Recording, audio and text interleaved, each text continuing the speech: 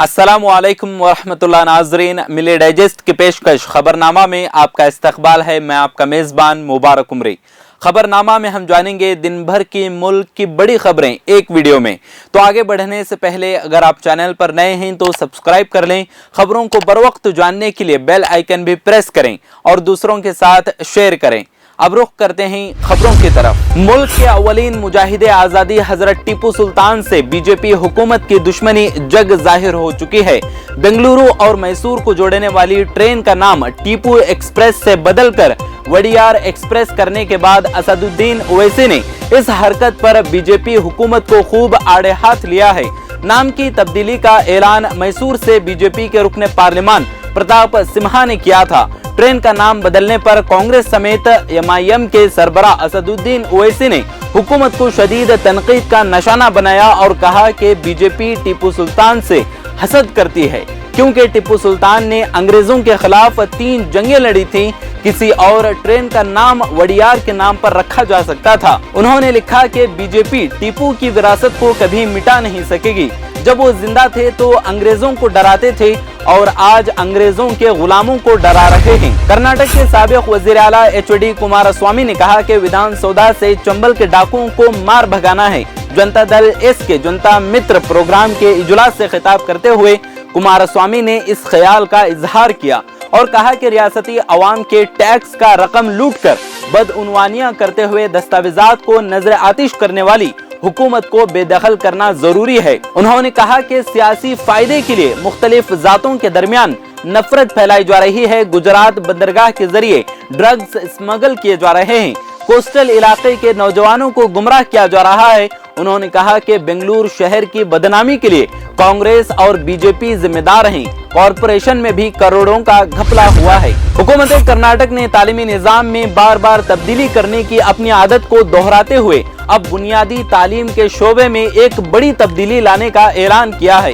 ये कहा जा रहा है कि साल 5वीं और 8वीं जमात के लिए पब्लिक इम्तिहान करवाया जाएगा।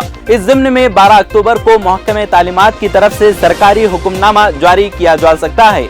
रियासत के महकमे स्कूली तालीमात का यह मानना है कि 5वीं और 8वीं जमात में पढ़ने वाले बच्चों की तालीम के मेयार में सुधार के लिए यह जरूरी हो गया है कि इन दोनों मरहलों के लिए पब्लिक इम्तिहान करवाया जाए। महकमे के जराये ने बताया कि इस पब्लिक इम्तिहान का एहतमाम इस साल से होगा या अगले साल से, इसके बारे में वजाहत 12 अक्टूबर के हुक्मनामे में की जाएगी।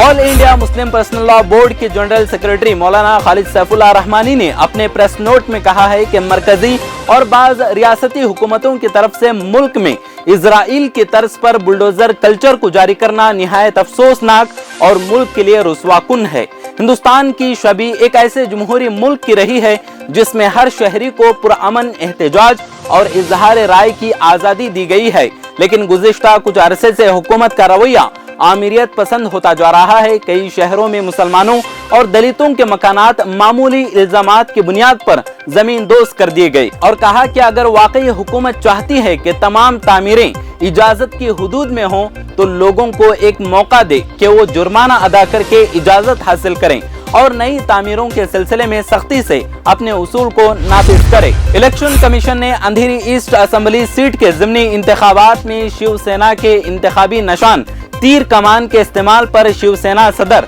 मिस्टर उद्धव ठाकरे को नोटिस जारी किया है। कमीशन ने मिस्टर ठाकरे से कहा कि वो इस सिलसिले में अपना जवाब दाखिल करें। एकनाथ शिंदे ग्रुप ने इलेक्शन कमीशन से अंधेरी ईस्ट असेंबली सीट के ज़िमनी इंतखाब में तीर कमान को इंतखाबी निशान के तौर पर इस्तेमाल करने की मांग की है, जिसके लिए कमीशन ने मिस्टर ठाकरे को नोटिस जारी किया और उन्हें इस सिलसिले में अपना मौक़िफ़ पेश करने के लिए कहा है। माना जा रहा है कि कमीशन इस निशान को फिलहाल सीज कर सकता है। उत्तर प्रदेश से थे मुकेश अंबानी का घर एंटीलिया वक्फ की जमीन पर तामीर किया गया है। मुकेश अंबानी दूसरे अमीर तरीन हिंदुस्तानी हैं और उनका घर मुंबई में एंटीलिया के नाम से है। ये जमीन जुलाई 2002 में रिलायंस कंपनी को बेच दी गई थी।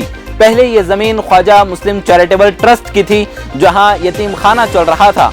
महाराष्ट्र के चैरिटी कमिश्नर ने इस जमीन को फरोख्त करने की इजाजत दी थी, लेकिन इसी साल जनवरी में महाराष्ट्र ने वक्फ बोर्ड तश्कील दिया। एंटीलिया के लिए जमीन की फरोख्त के खिलाफ बॉम्बे हाईकोर्ट में दायर दरख्वास्त में दावा किया गया था कि ये वक्फ की मिल्कियत है।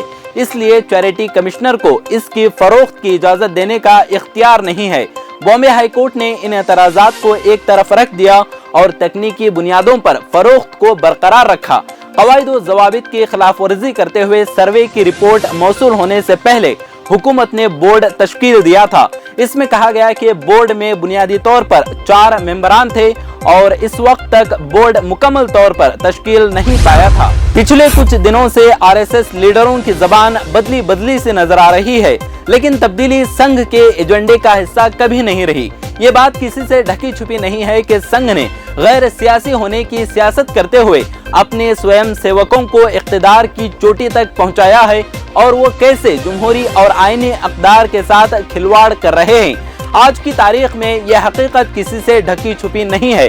یہ بلا وجہ نہیں ہے کہ اپوزیشن کے رہنما راہل گاندھی کہہ رہے ہیں کہ اس کھلواڑ نے ملک میں نفرت اور بٹوارے کے ایسے بیج بو دیے ہیں کہ وہ ٹوٹنے کے دہانے پر پہنچ چکا ہے اور اس کو جوڑنے کے لیے انہیں لمبی مسافت اور طویل عرصے کی بھارت جوڑو یاترا کرنی پڑ رہی ہے۔ ان کی پارٹی کے کئی ترجمان یہ بھی دعویٰ کرتے ہیں کہ یاترا کے آغاز کے بعد راشٹریہ سوئم سیوک سنگھ اور بھارتیہ جنتا پارٹی دونوں کے لیڈروں اور وزراء کی زبان بدل گئی ہے۔ گجرات پولیس چیف نے کھیڑا ضلع میں ایک گربا پروگرام پر پتھراؤ کرنے کے الزام میں مسلم کمیونٹی کے کچھ افراد کو پولیس اہلکاروں کے ذریعے سرے عام پیٹنے کے معاملے کی تحقیقات کا حکم دیا ہے۔ وہیں ایک رضاکار تنظیم نے اس معاملے کو لے کر چیف سیکریٹری اور DGP کو قانونی نوٹس بھی بھیجا ہے۔ حکام نے بتایا کہ سوشل میڈیا پر مار پیٹ کا ویڈیو آنے اور وائرل کلپ کا نوٹس لینے کے بعد DGP آشیش بھاٹیا نے تحقیقات کا حکم دیا ہے۔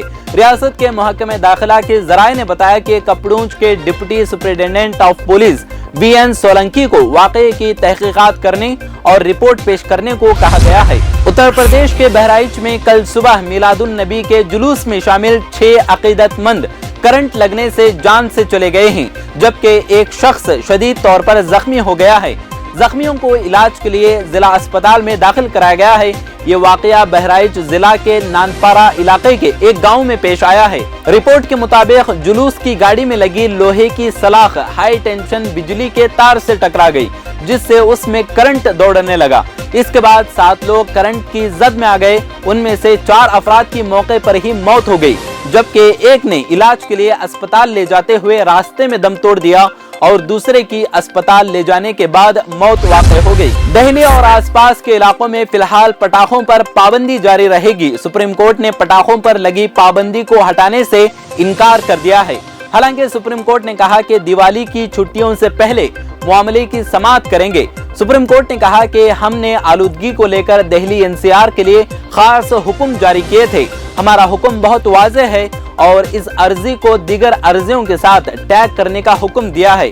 BJP لیڈر منوج تیواری کے ذریعے سپریم کورٹ میں دائر عرضی پر آج سپریم کورٹ میں سماعت ہوئی، جس میں BJP لیڈر منوج تیواری نے اپنی عرضی میں اس فیصلے کو کلچر کے خلاف بتایا ہے۔ نوابوں کی نگری اور تہذیب کے شہر بھوپال میں میلاد النبی کا جلوس روایتی انداز میں مشترکہ تہذیب کی علامت کے طور پر شیو بجرنگ اکھاڑے کی قیادت میں نکالا گیا۔